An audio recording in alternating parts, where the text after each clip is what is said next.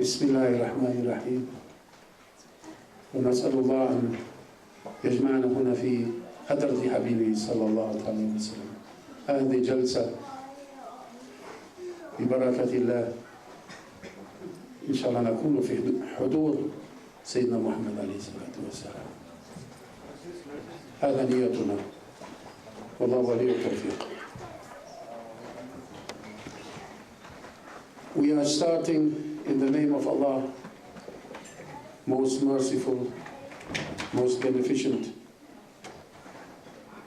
and we are sending blessings and peace on His chosen messenger, the best of all creation, the master of the first and the last. And we are grateful that Allah is bringing us together, and nobody could have brought us together except for Him. And He's bringing us together in the name of His beloved Prophet ﷺ. And our intention is to be in the presence of Rasulullah sallallahu alaihi wasallam. When we come together to speak about the Prophet ﷺ, we are entering into his presence. And entering into the Prophet's presence sallallahu alaihi wasallam, of course it requires adab. الدخول إلى حضور النبي عليه الصلاة والسلام يحتاج إلى أدب.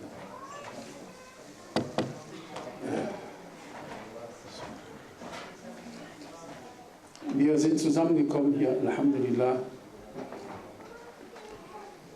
im Namen Allahs, des Allmächtigen, des Allgnädigen, des Allbarmherzigen und mit Segenswünschen auf seinen geliebten Propheten Muhammad sallallahu alaihi wasallam, den besten aller Geschöpfe, den Meister der Ersten und Letzten. Allah segne ihn und seine Familie und seine Gefährten und alle, die ihnen folgen bis zum jüngsten Tag. Und wir sind dankbar, dass wir in dieser Gegenwart sein dürfen. Und wenn wir hier zusammenkommen, dann in dieser Weise zusammenkommen, mit dem Propheten ﷺ zusammenkommen, dann haben wir die Absicht, in seiner Präsenz zu sein, in seiner Gegenwart zu sein. Unsere Absicht ist, wenn wir ihn erwähnen und wenn wir über ihn sprechen, einzutreten in die Gegenwart des Gesandten Allahs sallallahu alaihi wa alihi wa sallam. Und wenn wir in diese Gegenwart eintreten, dann ist damit verbunden rechtes Benehmen, Adab, gegenüber dem Propheten. Möge Allah uns Respekt und Ehrerbietung geben gegenüber seinem Propheten und seinen Awliya und allen Rechtschaffenen.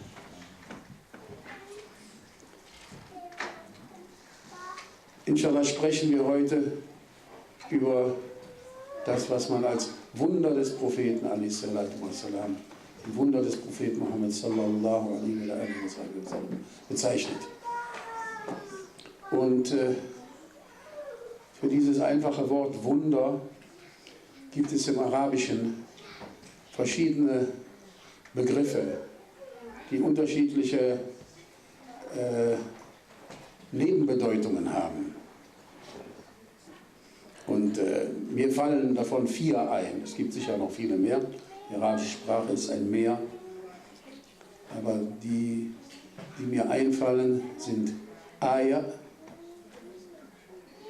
Mu'ajiza, Karama und Khawariq al-Adad. Das sind 4 Begriffe für Wunder, die gebräuchlich sind in der Literatur in verschiedenen Bereichen und verschiedene Nebenbedeutungen haben oder verschiedene Quellen oder Ableitungen auch haben im Sprachlichen. Inshallah, we are going to speak today about what is called the miracles of the Prophet Muhammad sallallahu alaihi wa sallam.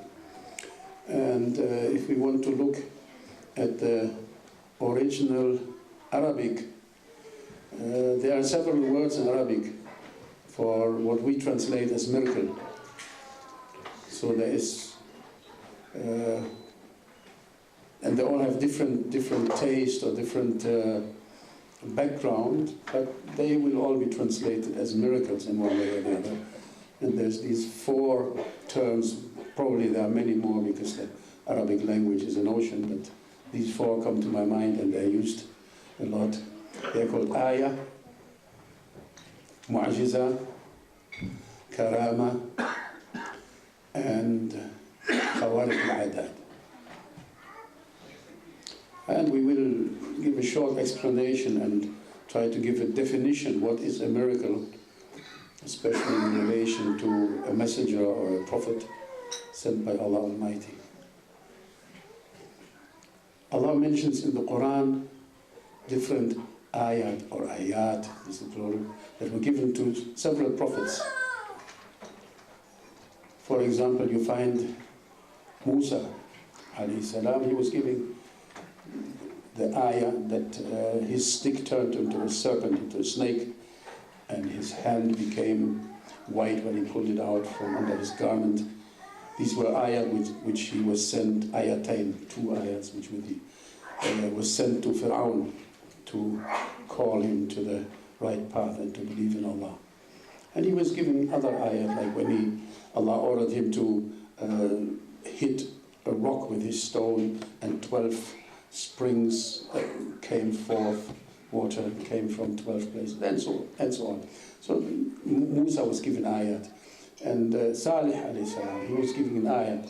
The ayat was this camel, the she camel, the female camel, which came out of a rock, and which he then ordered people to respect it and to not harm it and so on. And the stories are all in the Quran. And Isa alayhi salam was given ayat. He was speaking in the cradle and he was healing people who were sick and so many other things.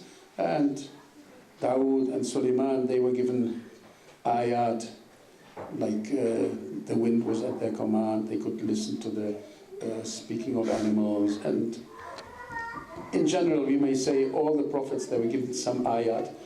And this word ayat, it is used for the verses of Quran as well. And it is translated as miracle or as a sign. So it is a sign, wondrous sign, pointing towards Allah and pointing to the reality that the prophets who were given these ayat brought. Der Begriff Ayah, den wir allgemein für die Verse des Koran benutzen, taucht im Koran selber an vielen Stellen für die Wunder der Propheten auf. Zum Beispiel die Wunder des Propheten Musa a.s., dem, als er Fir'aun, den Pharao, zum Glauben einladen sollte, das Wunder gegeben wurde, dass sein Stock sich in eine riesige Schlange verwandelte und dass seine Hand, als er sie aus seinem Gewand zog, vollkommen weiß war. Und an anderer Stelle, als er mit den Bani Israel unterwegs war, wurde ihm das Zeichen gegeben oder das Wunder gegeben, dass Allah sagte, schlag mit deinem Stock auf den Stein, und aus diesen Felsen entsprangen dann 12 Quellen, von denen jeder der Stämme der Kinder Israel seinen eigenen Trinkplatz hatte. Und dem Propheten Salih wurde ein Ayah gegeben, ein Zeichen, ein Wunder gegeben, dass aus einem Felsen heraus eine Kamelstute erschien und er den göttlichen Befehl erhielt, seinem Volk zu verkünden, dass sie diese Kamelstute nicht antasten sollten. Und die Geschichten sind im Koran vorhanden, und wer sie nachlesen will, kann sie lesen. Isa a.s. wurden Zeichen gegeben, Wunderzeichen gegeben, dass er aus der Wiege heraus sprechen konnte, dass er Kranke heilen und Tote lebendig machen durfte durch Allahs Befehl. Und Suleiman und Dawood, ihnen wurde Herrschaft über den Wind verliehen, und sie konnten die Sprache der Tiere verstehen. Das Eisen wurde weich gemacht für sie, sodass sie es formen konnten, und dergleichen mehr. All diese Dinge werden im Koran als Ayah bezeichnet. All these things are mentioned in the Holy Quran as Ayah. So another term which is used mainly in the literature, later literature, is mu'jiza. And with mu'jiza we come to the definition of what is a miracle. If a person appears and says, I am a prophet, I am a messenger from Allah, the people will say, oh, anybody can say that, give us some proof. And then Allah sends them a proof. He gives them a sign. And in the word mu'jiza, you have the root ajaza. It means to be incapable of doing something. Ajiz is the one who can't do anything. So a mu'jiza is something that nobody can do. People are incapable of doing it, except if Allah orders them. And it contains at the same time a challenge. It says, if you are what you're claiming, that this is only a man's word, for example, the revelation, and you are capable to do something like this, then do it. And they are ajiz. They are incapable of doing it. They can't do it. Nobody can do it except for somebody whom Allah has given this particular miracle. Wenn wir zu dem nächsten dieser Begriffe kommen, Mu'jiza, dann sehen wir, dass er etwas beiträgt zur genaueren Definition dessen, was ein Wunder ist. Wenn jemand kommt und sagt, ich bin ein Prophet, von Gott Gesandter, von Allah Gesandter, ein Gesandter Allahs, dann kann man sagen, ja, das kann jeder behaupten. Bring mal einen Beweis. Und dann gibt Allah seinen Propheten diese Beweise für ihr Prophetentum. Er gibt ihnen etwas, ein Zeichen, ein Ayah, ein Mu'jiza, eine Sache, wozu andere unfähig sind, um ihr Prophetentum zu bestätigen. Und das Wort Mu'jiza, das kommt von Ajaza. Ajaza bedeutet unfähig sein, etwas nicht können. Ajiz ist jemand, der etwas nicht kann, der unfähig ist, nicht in der Lage ist, etwas zu tun. Und das zeigt gleichzeitig, dass die Leute, die also die Propheten beschuldigt haben, sie würden etwas erfinden oder sie würden nur Geschichten erzählen, wie das bei vielen Propheten der Fall war, und sie abgelehnt haben. Wenn dieses Zeichen kommt, dann zeigt dieses Zeichen, dass sie unfähig sind, etwas dergleichen zu tun. Wie im Koran an vielen Stellen gesagt wird, ja, wenn ihr denn nicht glaubt, dass dies Allahs Wort ist, dass es das göttliche Wort ist, dass es von Allah herabgesandt wurde, dann bringt doch selber einen Vers oder eine Sure hervor. Und sie waren ajiz, sie waren unfähig, dies zu tun. Das heißt, mit diesem Wort Mu'jiza ist eine Art Herausforderung verbunden an die anderen, das doch auch zu tun, wenn sie denn nicht glauben und wenn das nichts Besonderes sein sollte. Das heißt, es ist etwas, was einzigartig ist und von Allah dem Propheten oder dem Gottesgesandten gegeben wird, um ihn zu bestätigen und wozu andere nicht in der Lage sind. Kein anderer kann das tun.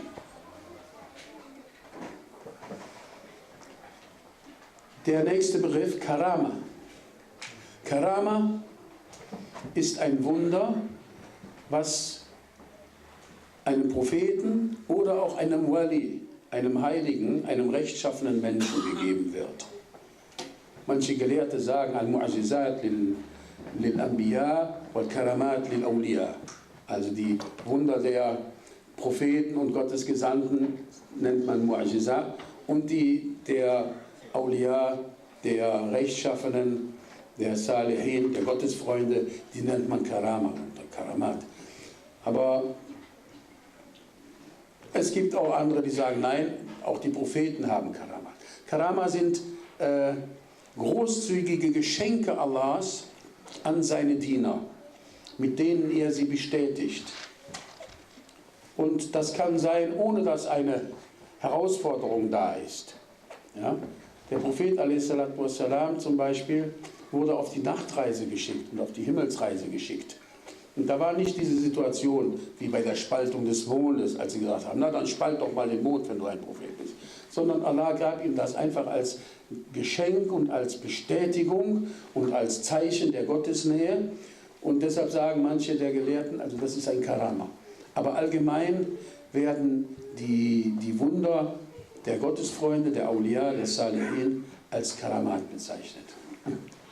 Now we come to the next term, which is karama.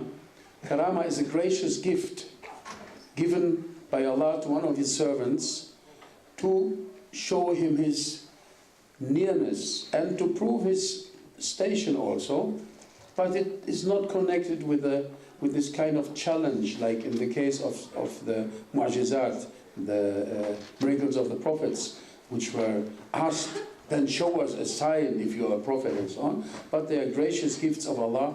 And some of the scholars say that the mu'jizat are for the prophets and the karamat are for the awliya. And some say that there's also karamat for the prophets, which were given to them without a challenge as a confirmation of the prophethood, like the Isra wa Mi'raj for the Prophet Muhammad alayhi salatu wa salam. We come to the fourth term, which is khawariq al-adat. That means the breaking of the rules of cause and effect. Something which goes beyond, transcends the rules of cause and effect in our daily life, which we're used to. Something that happens out of the extraordinary, we may say. That is a miracle. And a lot of the miracles are of this type. They are a breaking of the norms, like the splitting of the moon, for example, but not necessarily all miracles are of that kind. You know, they can be of different kind, like a prophet or even a wali predicting something that will happen, or speaking about something which he couldn't have witnessed himself and he couldn't have heard, but he knows it, so Allah inspired him with something. This is not necessary in this field of khawariq al-adat. Wir kommen zu dem nächsten dieser Begriffe, khawariq al-adat. Und khawariq al-adat bedeutet ein Durchbrechen der Normen von Ursache und Wirkung in der Welt, in der wir leben.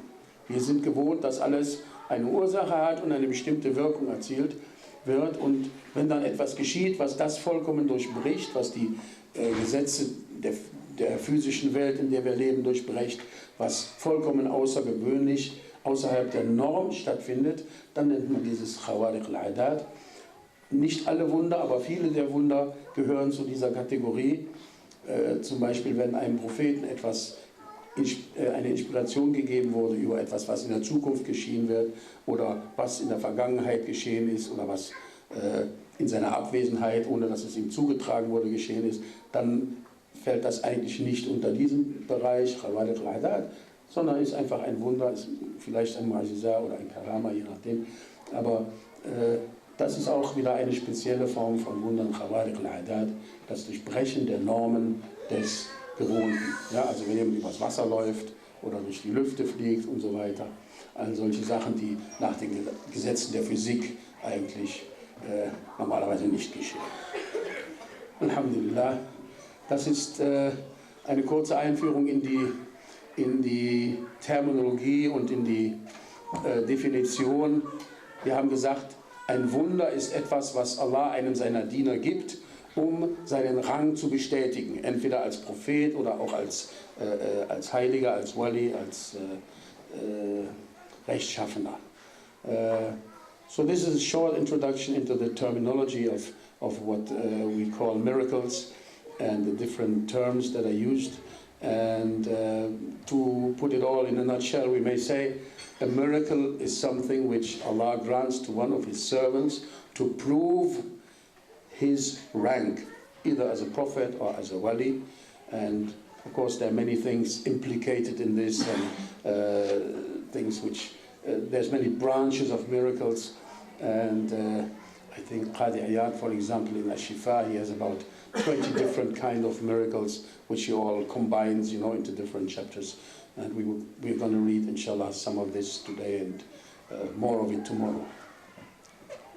Now we come to the sources. Of course, from the time of the Prophet and the other prophets, of course,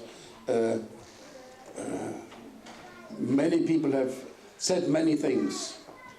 So there's a special science inside the science of transmission of the Prophet ﷺ's actions, which deals with the miracles of the Prophet ﷺ.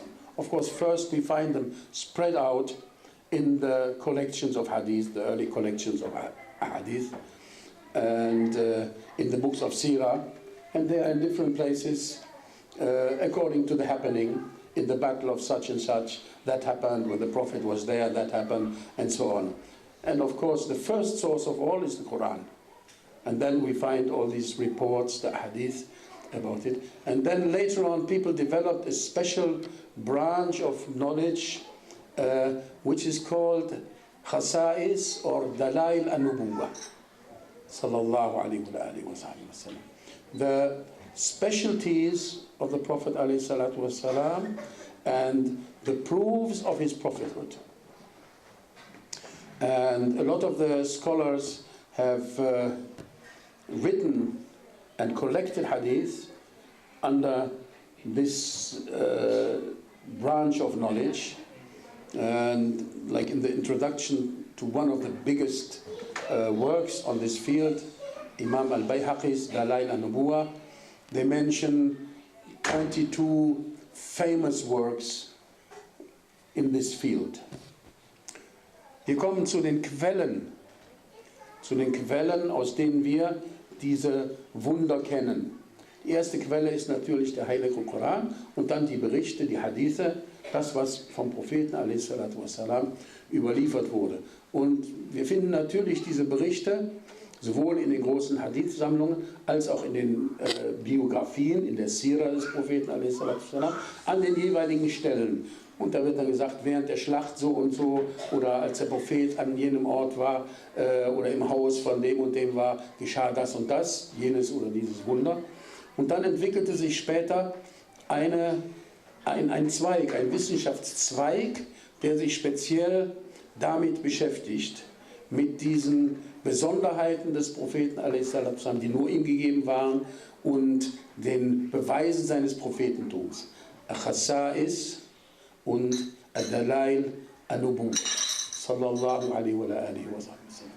Und eines der umfangreichsten Werke dazu ist Imam al-Bayhaqis Dalail al-Nubuwah, also die Beweise des Prophetentums. Das sind, ich glaube, 7 Bände mit jeweils über 350 Seiten, in denen er das alles aufführt und alle Berichte dazu gesammelt hat, sehr ausführlich.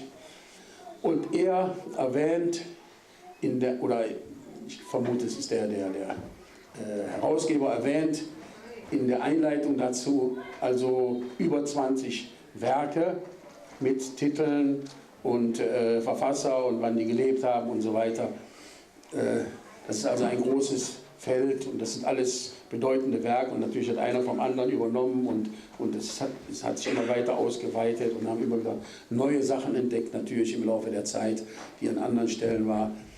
Imam al-Bukhari natürlich in seinem Sahih hat im Kitab al-Manaqib einen großen Abschnitt, Alamat al-Nubuwah fil Islam, die Zeichen des Prophetentums im Islam, und anschließend ein weiteres Kapitel, Baqiyat al-Ahadith, Alamat al-Nubuwah fil Islam, und das ist ein großes Kapitel. Und dann Imam Abu Dawud, einer der berühmten Herausgeber, einer der 6 Sahih-Sammlungen, hat ein eigenes Buch dazu geschrieben, unter dem gleichen Titel. Dann Adinuri, Abu Bakr ibn Abi Dunya hat dazu geschrieben, ein Werk verfasst. Hamad Baghdadi al-Maliki, Abu Hassan al-Qattan, Abu Sheikh ibn Hayyan, viele, Abu Sa'id Tarqushi, Al-Qadi Abd al-Jabbar al-Hamdani, Abu Nu'aym al-Asbahani, das ist auch ein sehr berühmtes Buch, die Dalail al-Nubuwa, neben dem Bayhaqi.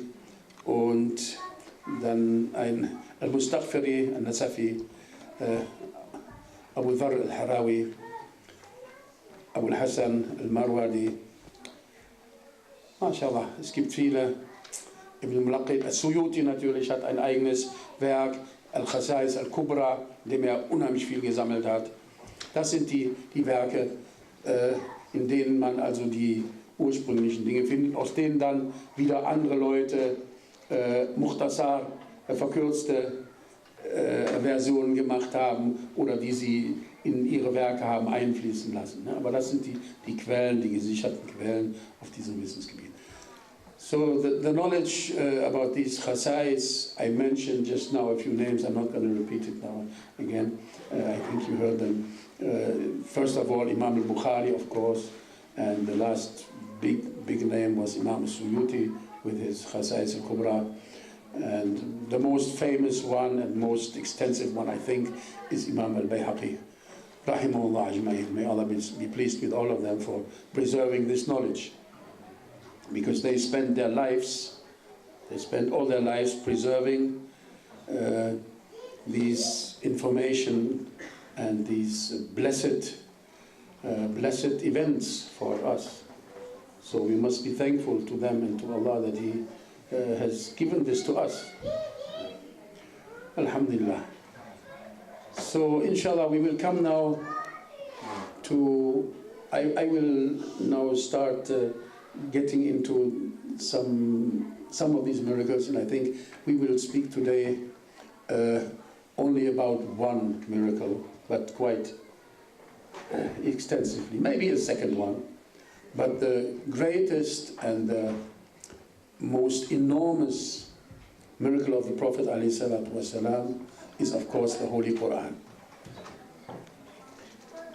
Each verse of the Holy Quran, and some people say each word of the Holy Quran, and some people say each letter of the Holy Quran is a miracle. So we have to understand, first of all, the nature of miracles which were given to the prophets was always connected to the characteristic of the people that they were sent to. So the Arabs are what? What is Arab? The word Arabi, it means clear speech. Fasahat al-lugha.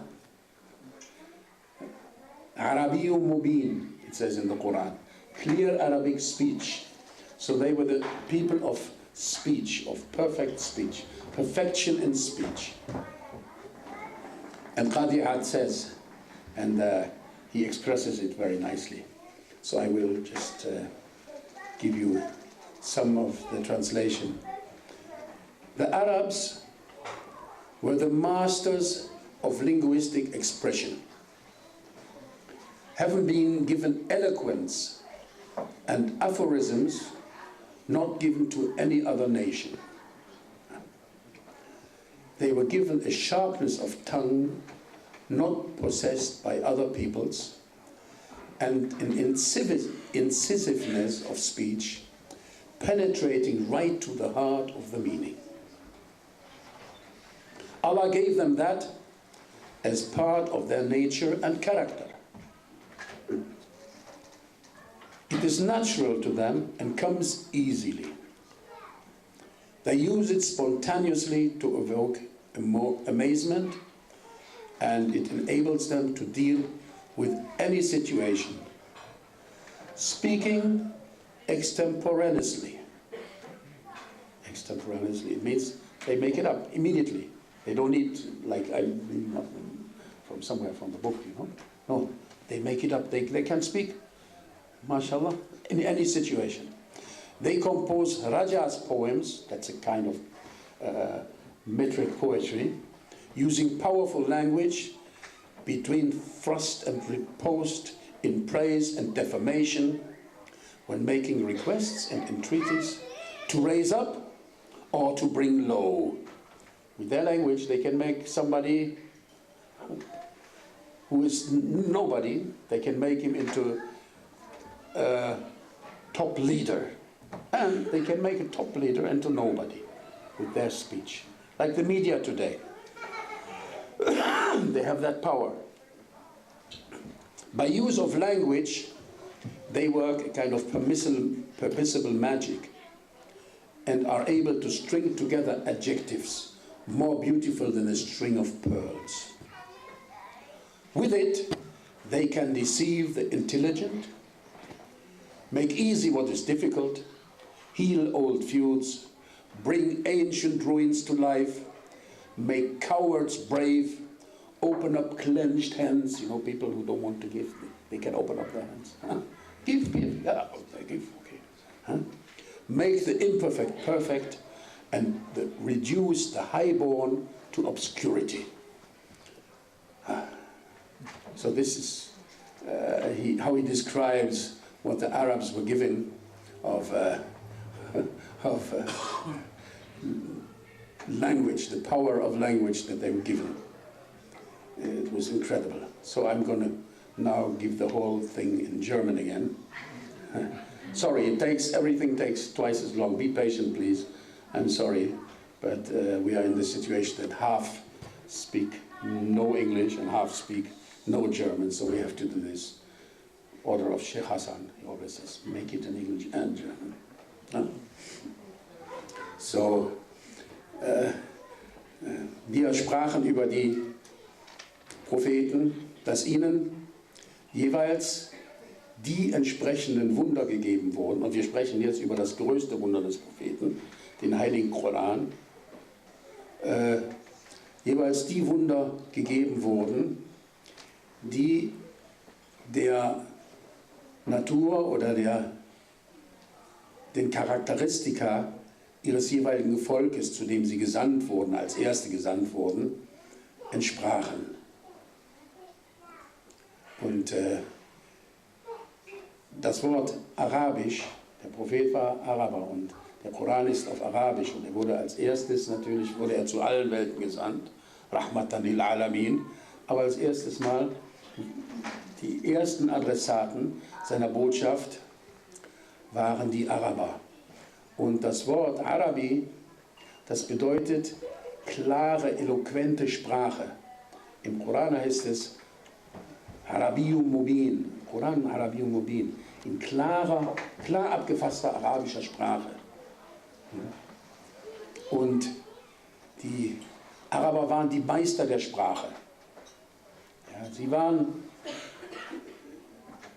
diejenigen, die mit Sprache die Welt beherrschten.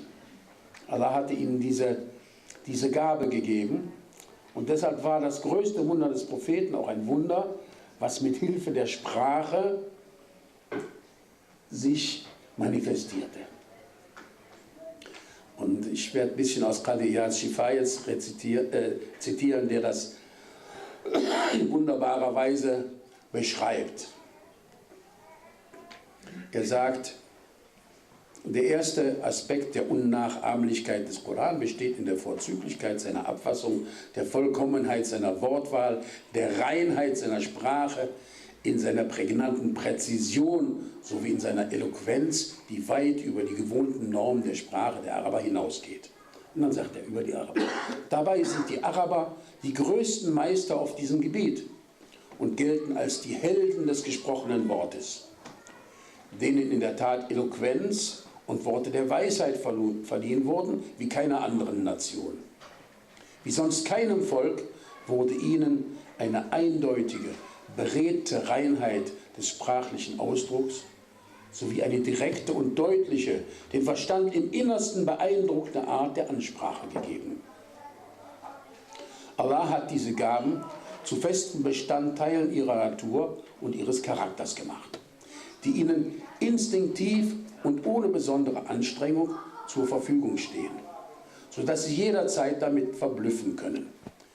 Sie bieten diese Künste bei jedem Anlass dar, indem sie ohne Vorbereitung eine passende Ansprache halten, selbst inmitten von Schlachtgetümmel und Schwertstreichen machtvolle Reden schwingen oder Gedichte im Versmaß Rajis rezitieren können.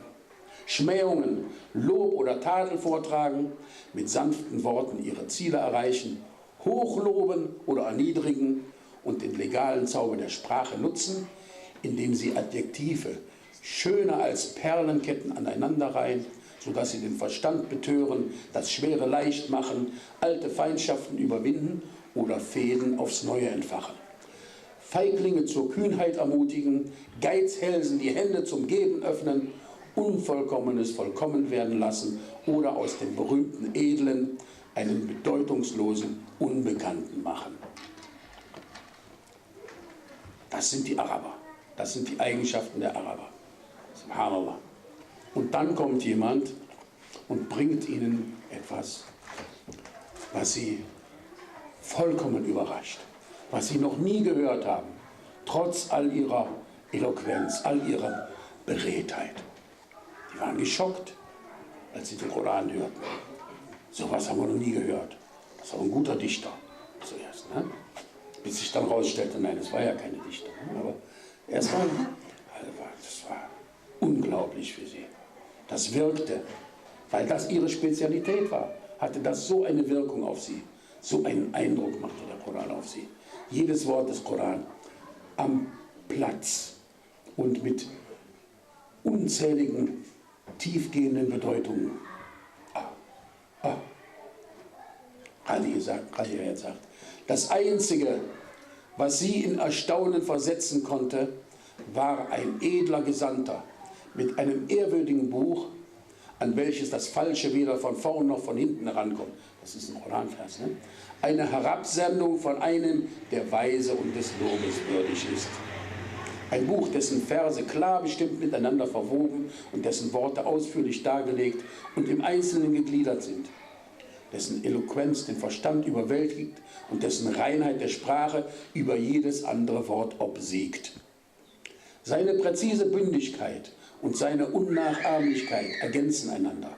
Wirklichkeit und Metaphern kommen in ihm klar zum Ausdruck und seine Initialen und Präambeln wetteifern an Schönheit mit seinen Abschnitten und Versen. Seine Universalität und seine erstaunlichen Redewendungen vereinen in sich die Verdeutlichung aller Dinge und die Vortrefflichkeit seiner systematischen Komposition bildet ein Ebenmaß mit seiner prägnanten Präzision,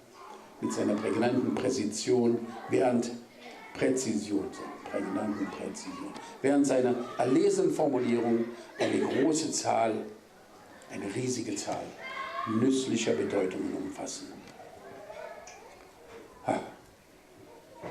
Allah,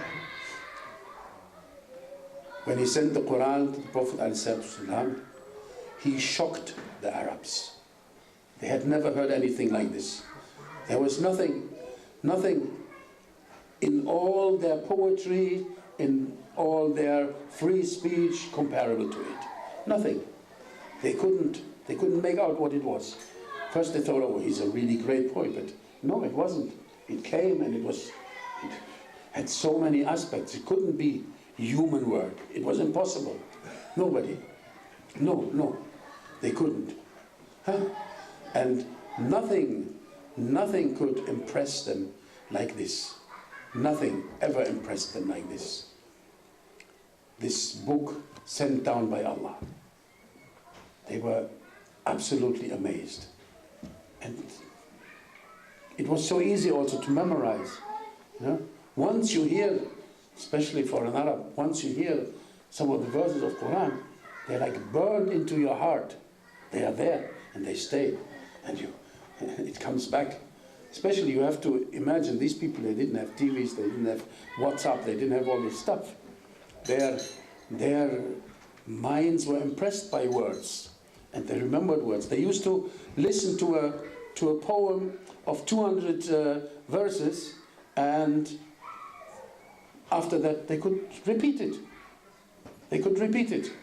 The big scholars of hadith, they heard one time 150 hadith and they remembered them with their change of transmission. So that was very strong for them. That was, incredible. And they couldn't just bypass it and say, oh, well, it's, some magic. They couldn't. They tried, but they couldn't. SubhanAllah. So, he says, Qari Iyad, no one but a noble messenger could have amazed them with a book which is rare, falsehood does not come to it. This is ayah of Quran. From before it nor behind it, ascending down from one wise, praiseworthy. Its ayats, its verses are exact and its words distinguished. Its eloquence dazzles the intellect. Its pure Arabic overcomes every other speech. Its terseness and inimitability conquer all. The real and metaphorical in it are clearly articulated. Its verses and divisions vie in beauty. Its concise passages and brilliant new expressions make all clear. Its excellent composition is balanced by its concision. The expressions chosen convey a multitude of meaning. So many meanings in one verse, in one word in the Quran even. Just the way they are put and how they came together. MashaAllah. Now, the Holy Quran, it is a miracle in different ways. It is a miracle in its linguistic aspect, which we have spoken about now. That is something, but there are many other aspects which make it a miracle in its content. Of course, you have the people who heard the Quran and just by listening to a few ayat of the Quran, their hearts changed. Their hearts were completely turned. And this is one of the miracles of the Prophet and the miracle of the Quran. Prophet ﷺ, the biggest or most famous example is the one of Umar ibn Khattab, how he became Muslim. He was one of the staunchest enemies of Islam. And somebody came to him and said, Umar, your sister also is following that man who claims to be a prophet. Huh? He got very upset, very angry. He girded his sword and he went out to the house of his sister or his brother-in-law. They were living together somewhere. And the Prophet ﷺ was there with them actually. I think the Prophet was there. And as he approached the house, he heard something, some recitation, some words, like his sister was reciting something from the Quran. I think it was Surah Taha that they were reciting. And he knocked on the door and they asked, who is it? Omar. Oh, he's definitely going to do something. They didn't want to let him in. And then the Prophet said, let him in. And he came in and said, what is this you're reciting there? And his sister, they had written the verses of the Quran. She put it away, hiding it from him. Because it was something sacred and he was an unbeliever and she thought he would maybe tear it up or burn it or throw it in the dirt. So she hid it. And he said, give it to me, Peter. The Prophet said, give it to him. He read the verses of the Quran and after that he said, I accept that there's only one God and that you are his messengers. He said the Shahada. So just by those few ayat of the Quran, because he was intelligent and he understood that this could never be the word of any human being.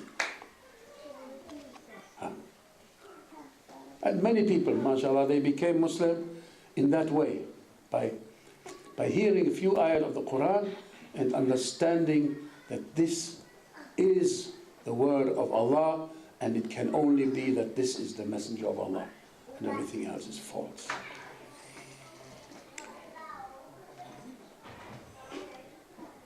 Wir finden, dass die Verse des Koran eine unglaubliche Wirkung auf die Leute ausübten und immer noch ausüben natürlich, aber zur Zeit des Propheten eine unglaubliche Wirkung ausübten. Und viele der Prophetengefährten, möge Allah mit ihnen zufrieden sein, und auch später, akzeptierten den Islam, einfach weil sie einige Verse aus dem Koran hörten. Und das, ich glaube, prominenteste Beispiel davon ist Umar ibn al-Khattab, radiallahu anhu, der zweite rechtgeleitete Khalif später, der zuerst in Mekka am Anfang des Prophetentums, des Propheten Mohammed, Frieden sei mit ihm, einer der erbittertsten Feinde des Islam war. Und eines Tages kam jemand zu ihm und sagte: Omar, weißt du was?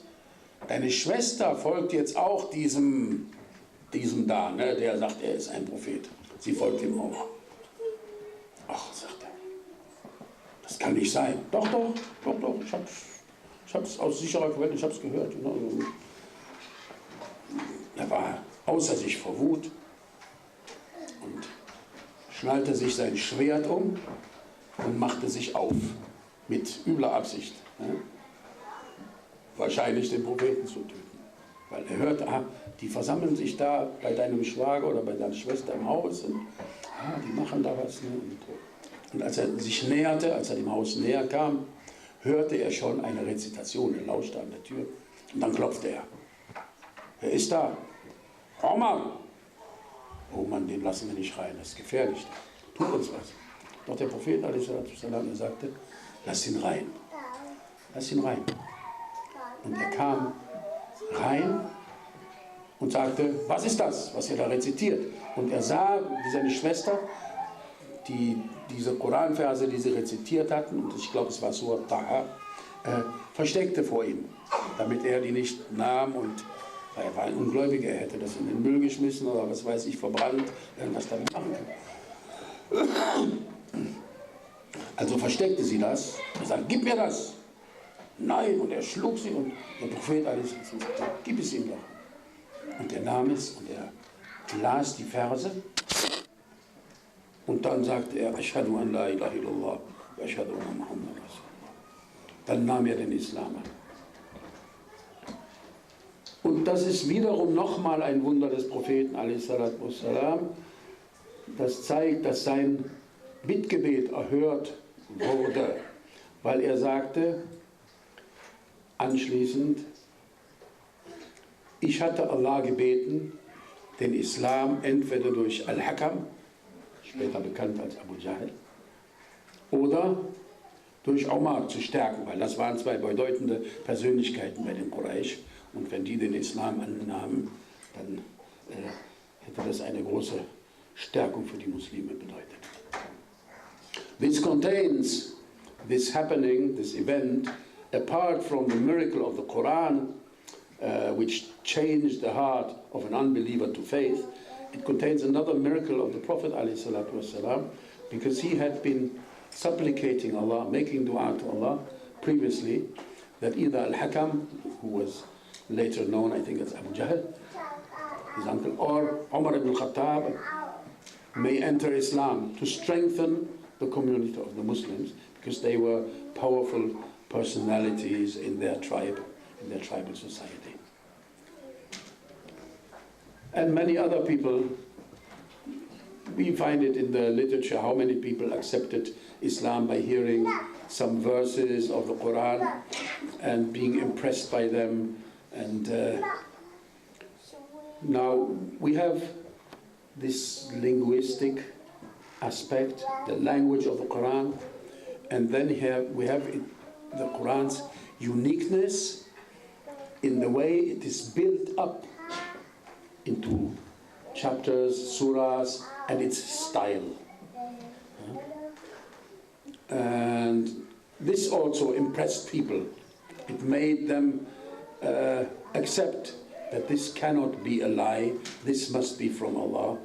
So it's the language and it's the way it is organized and its style, because sometimes you have, in one surah, you have some things which all rhyme, they seem to rhyme, they all end on one letter.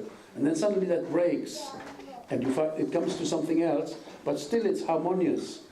And you want to continue, and it's, you know, it still flows.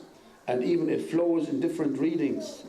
There are different readings of the Quran, and they all flow still with these different rhymes and free speech of type of paragraphs, and they all fit together, and they all are interconnected, and you find something explaining the Quran in one surah from another, and you hear that some words may be slightly different or in different contexts are repeated in one surah and another, and so on.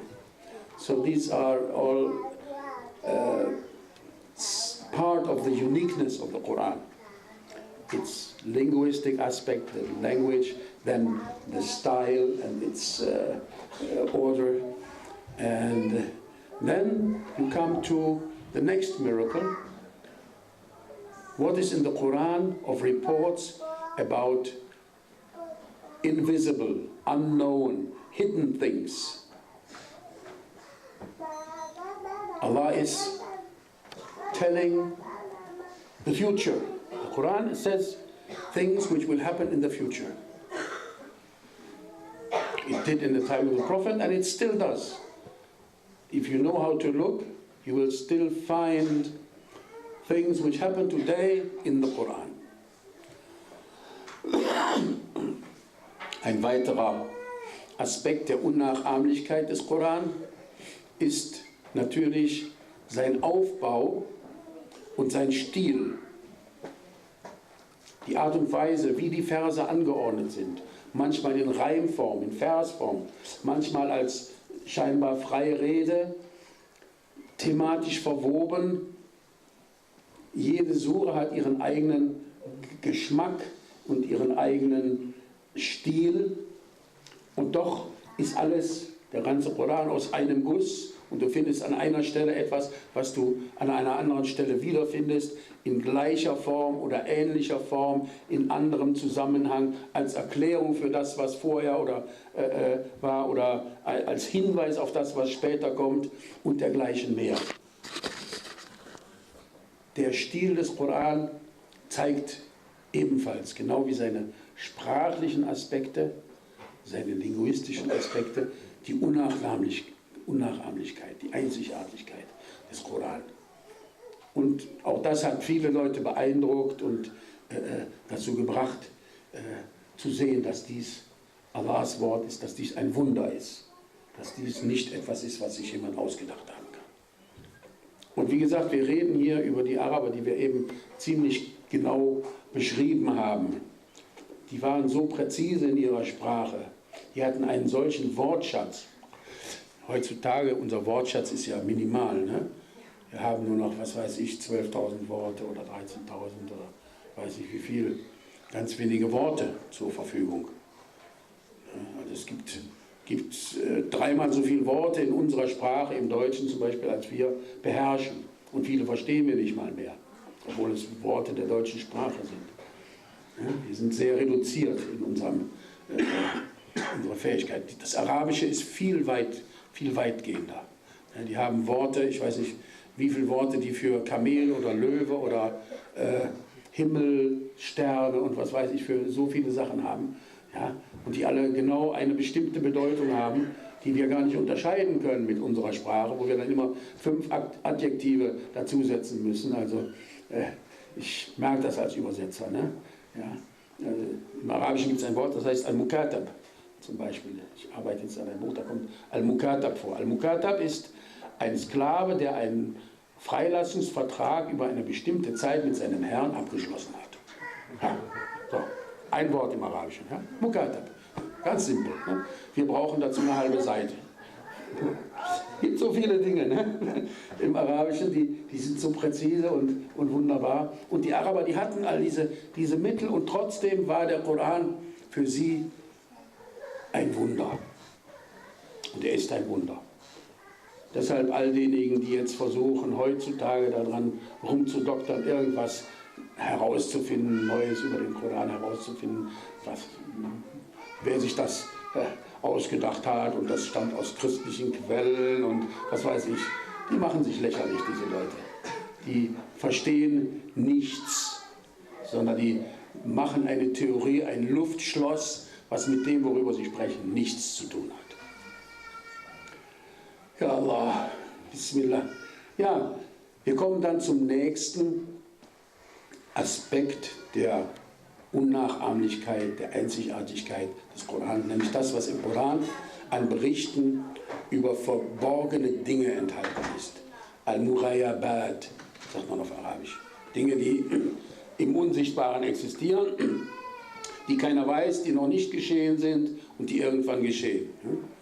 So sagt Allah, لَتَدْخُلُنَّ الْمَسْجِدَ الْحَرَامِ إِنْ شَاءَ اللَّهِ آمِنِينَ مُحَلِّقِينَ رُؤُوسَهُمْ und so weiter in Surat al-Fatih.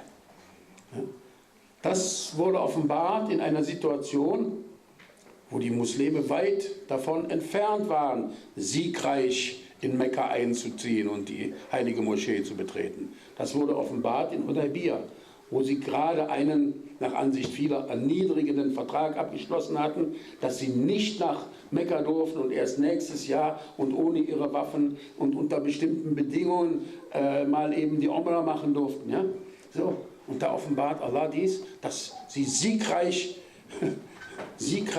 die heilige Moschee betreten werden. In Sicherheit werden sie in die heilige Moschee kommen. Masjid al-Haram. In Surat al-Fatih. Inna fatahna laka fathan mubina, sagt Allah. Und die sagten alle, Omar ibn Khattab, ja Rasulullah, das willst du unterschreiben, diesen Vertrag? Das ist doch alles. Nein, sagt er, das ist in Wirklichkeit, weil er wusste die Weisheit oder er sah die Weisheit dahinter, das ist in Wirklichkeit ein Sieg für uns.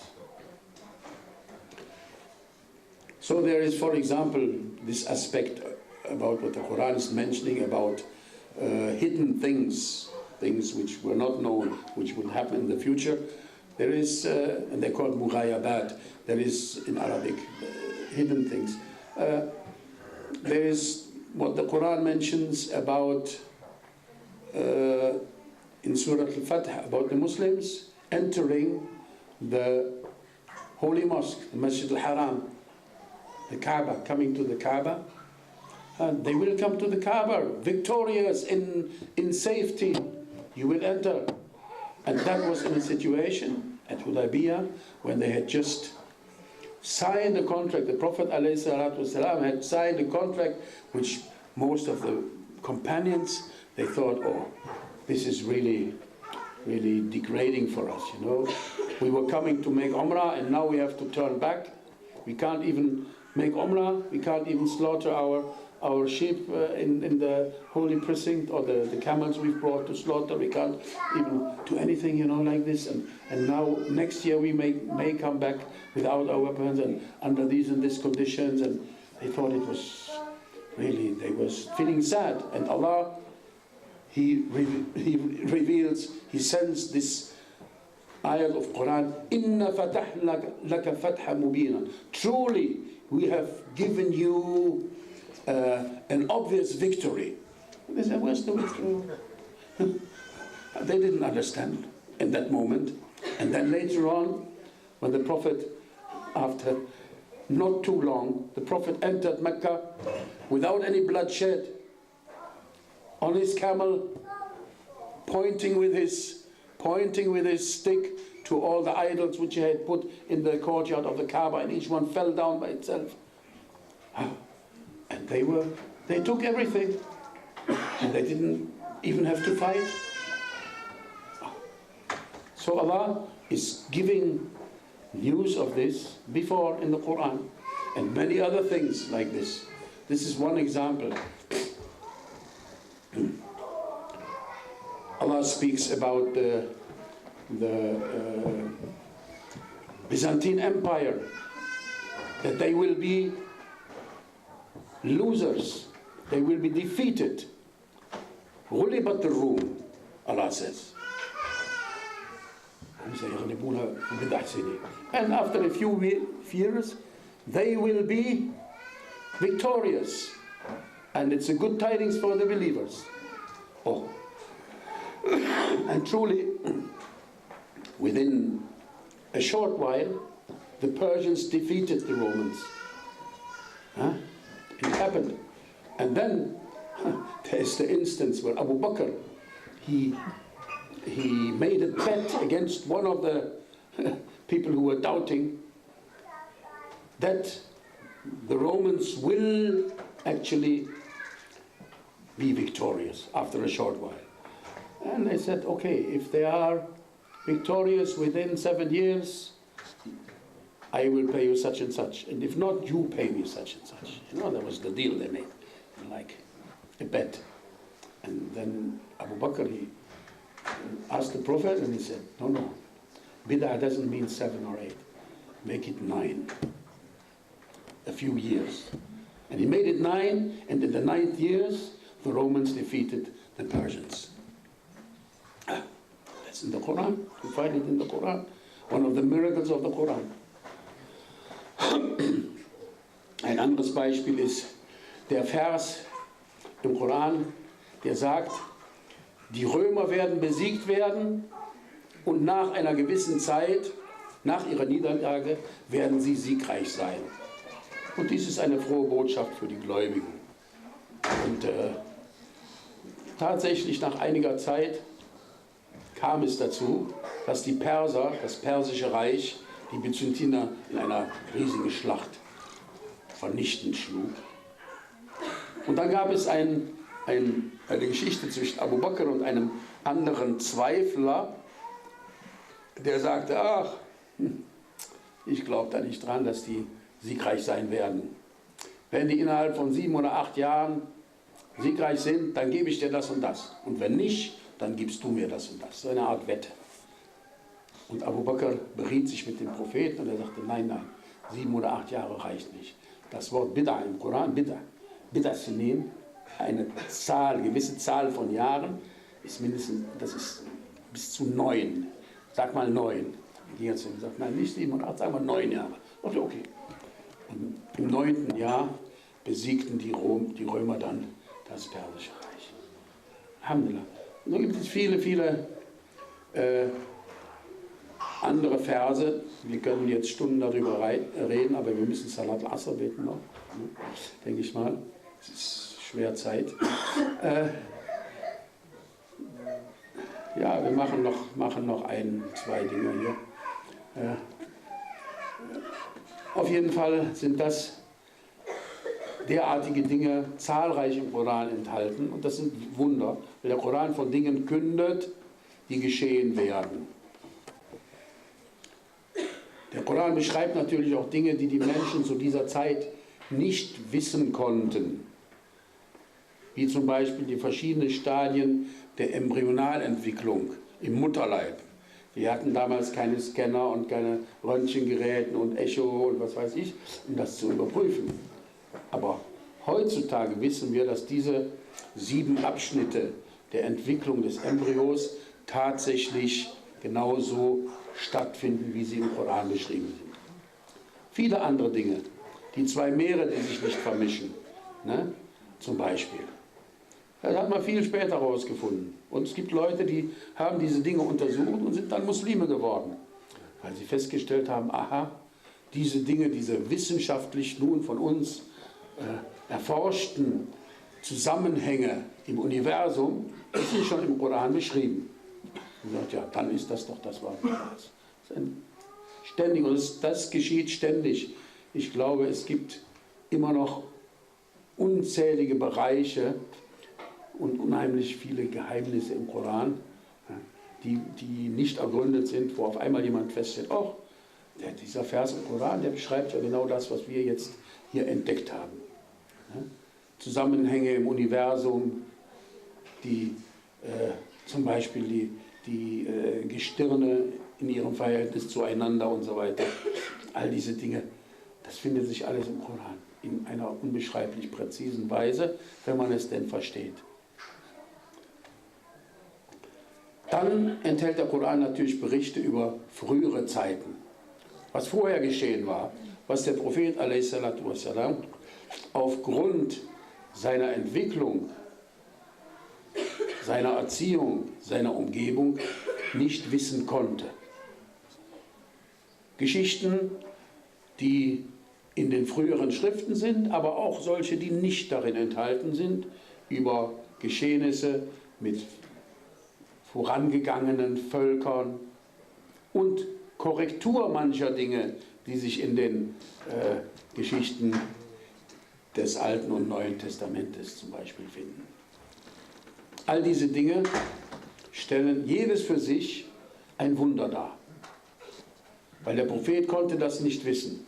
Und diejenigen, die behaupten, irgendjemand hätte ihn das gelehrt, die sind irregeleitet, muss man sagen, weil selbst wenn er dieser Person einmal begegnet sein soll, wie sie behaupten, ein persischer Sklave oder ein christlicher Besucher oder was auch immer, wie soll er all dieses Wissen, all diese Informationen von diesem Mann genommen haben? Das ist unmöglich. Und alles in dieser Form, in der koranischen Form, ja, es ist vollkommen ausgeschlossen.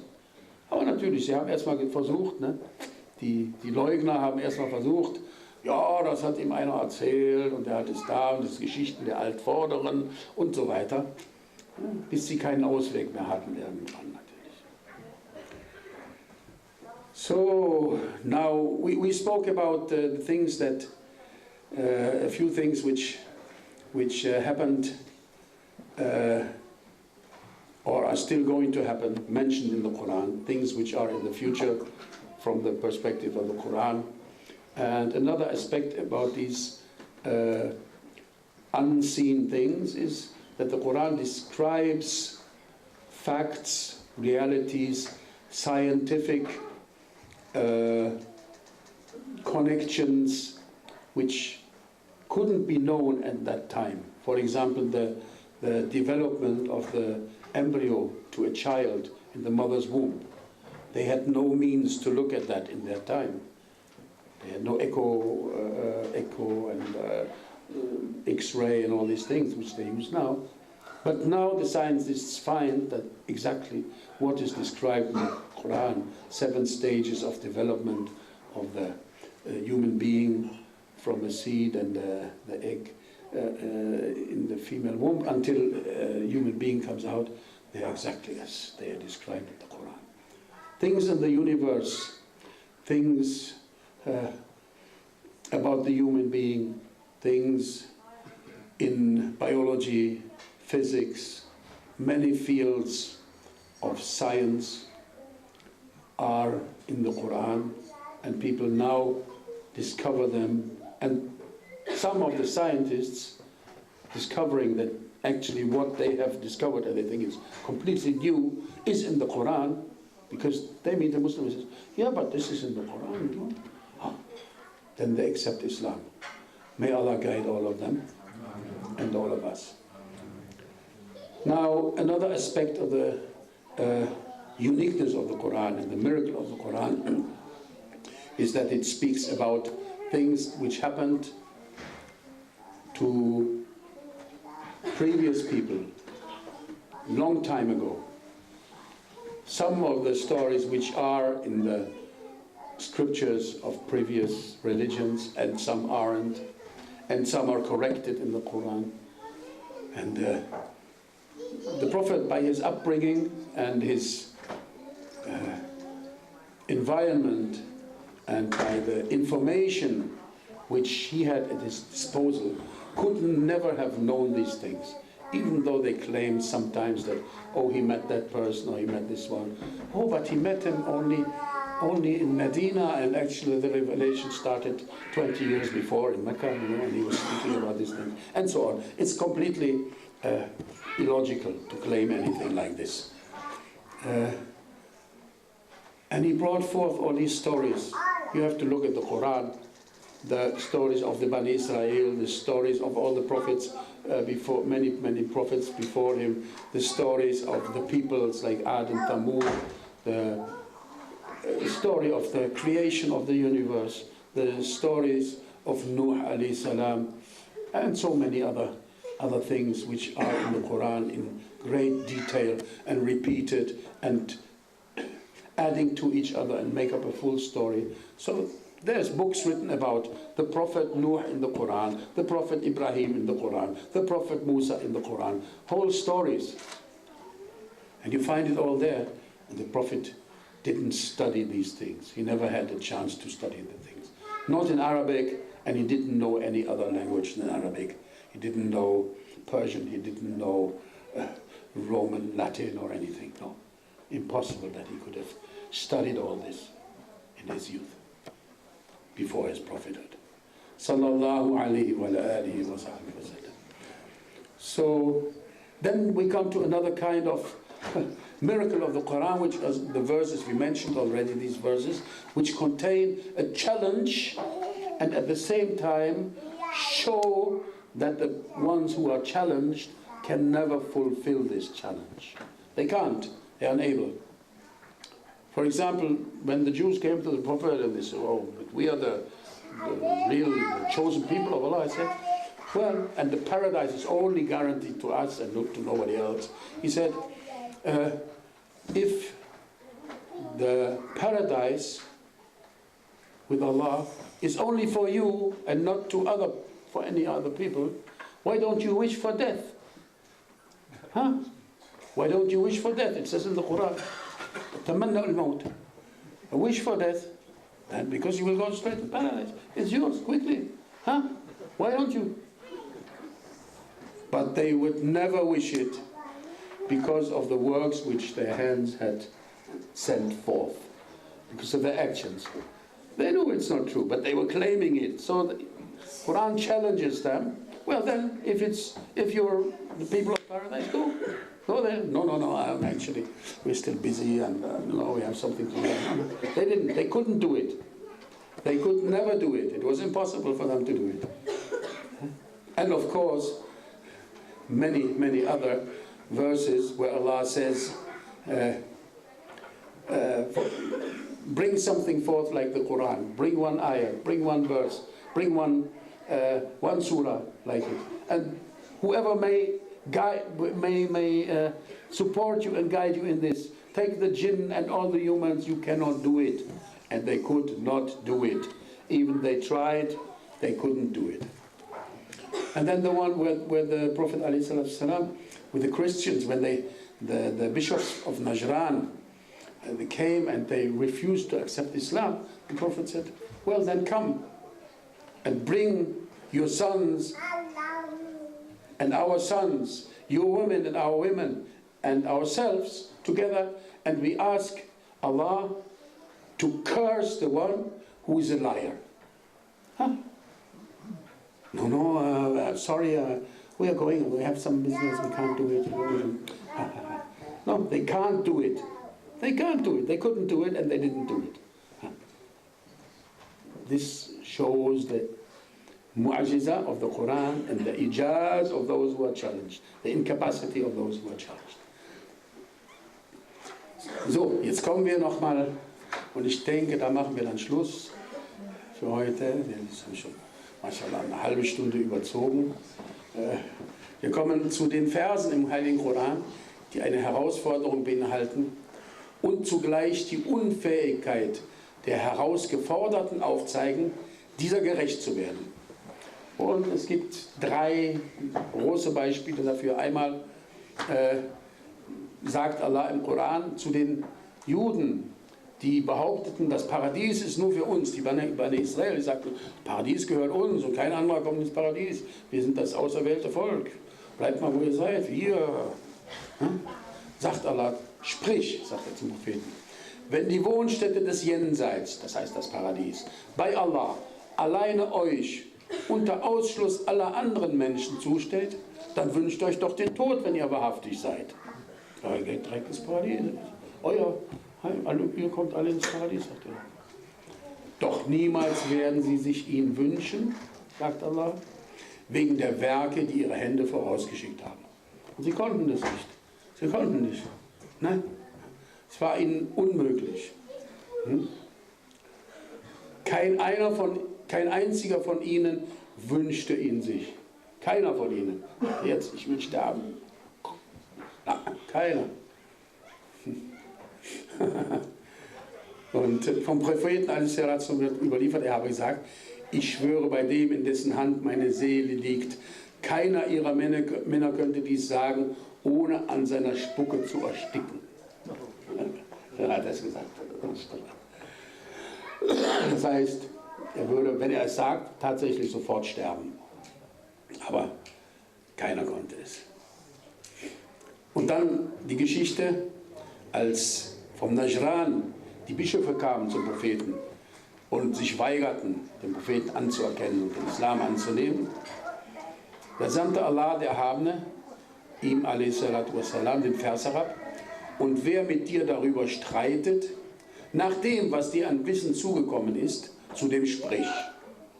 Kommt herbei, lasst uns unsere Söhne und eure Söhne, unsere Frauen und eure Frauen, uns selbst und euch selbst zusammenrufen und sodann an Allah anflehen und den Fluch Allahs auf die Lügner herabwünschen. Nein, das können wir nicht machen, sagt sie. Da zahlen wir doch lieber dann die Kopfsteuer, die Jizya. Sagt sie, also, ne, das machen wir nicht. Also das.